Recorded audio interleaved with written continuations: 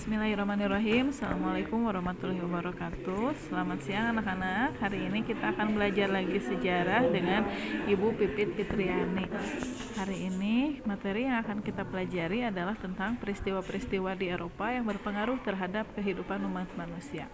Kenapa peristiwa-peristiwa Eropa ini kita harus pelajari? Karena memang peristiwa Eropa ini adalah berpengaruh terhadap kehidupan umat manusia. Ada beberapa tahap yang terjadi di Eropa, yaitu peristiwa ada Renaissance, reformasi gereja, merkantilisme, Aufklärung, dan revolusi industri. Kita akan bahas yang pertama adalah zaman Renaissance. Zaman Renaissance ini adalah zaman pada masa itu, ini adalah orientasi pemikirannya itu masih bersifat teosentris atau misalnya semuanya itu sesuatunya dikaitkan dengan Tuhan. Jadi di sini di zaman Renaissance ini agama itu mendominasi. Kemudian sainsnya itu tidak berkembang dan dipinggirkan. Sains di sini itu dianggap sebagai ilmu hitam yang mengalihkan perhatian manusia dari Tuhan. Kemudian ilmu pengetahuan juga sangat dibatasi oleh gereja, sehingga pada zaman Renaissance ini adalah peralihan ketika masyarakat Eropa ini masih teosentris, kemudian melakukan gerakan Renaissance. Nah, gerakan Renaissance di sini adalah gerakan kesadaran akan pentingnya ilmu pengetahuan. Jadi anak-anak, zaman Renaissance ini adalah zaman Dark Age atau zaman kegelapan menuju kesadaran dengan zaman Renaissance. Ini baru disebut dengan zaman gerakan kesadarannya. Jadi mereka tuh baru sadar bahwa pentingnya ilmu pengetahuan itu dapat menghantarkan ke masa yang lebih baik dengan maju, atau misalnya ke peradaban dengan yang lebih maju. Kemudian yang kedua adalah reformasi gereja. Reformasi gereja ini adalah kelanjutan dari masa Renaissance. Ketika reformasi gereja ini adalah banyak penyimpangan di gereja. Banyak penyimpangan di gereja ini salah satu contohnya adalah surat perjualbelian surat pengampunan dosa. Di reformasi gereja ini itu banyak sekali penyimpangan, kemudian praktek korupsi dan nepotisme. Kemudian jabatan gereja juga diduduki oleh orang yang tidak semestinya, dan membuat masyarakat Eropa pada waktu itu ingin melakukan reformasi atau perubahan gereja. Nah, di sini itu ada tokoh yang muncul, para pemikir-pemikir yang muncul, yaitu adalah yang pertama Martin Luther. Martin Luther ini pokok-pokok pikirannya tertuang dalam 95 dalil. Kemudian Eropa itu ingin terbebas dari kepemimpinan yang paus.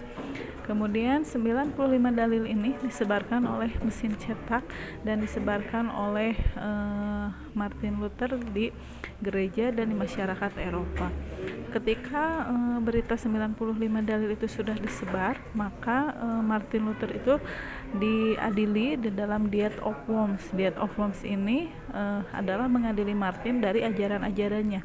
Tapi belum juga Martin Luther ini mengemukakan isi pokok-pokok pemikirannya, Martin Luther itu sudah disebutkan dan dituduh bahwa Martin Luther itu mengajarkan ajaran sesat. Akan tetapi walaupun sudah diputuskan sebagai ajaran sesat, Martin Luther ini itu tetap menyebarkan 95 dalil dan pokoknya. Kemudian yang kedua adalah Johannes Calvin.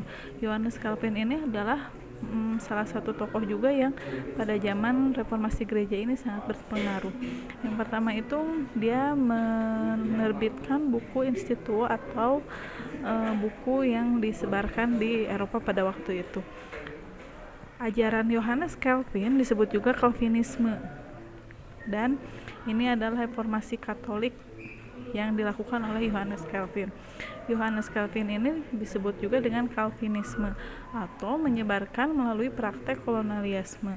Kolonialisme ini disebarkan dengan paham-paham Calvinisme. Kemudian Calvinisme ini di Indonesia dibawa oleh orang Belanda pada abad ke-16 sampai 20. Pada zaman Johannes Calvin ini, Kristen terbagi dua menjadi Kristen Katolik dan Kristen Protestan. Kemudian penyebar agama Katolik di Indonesia itu bernama Franciscus Xaverius, dan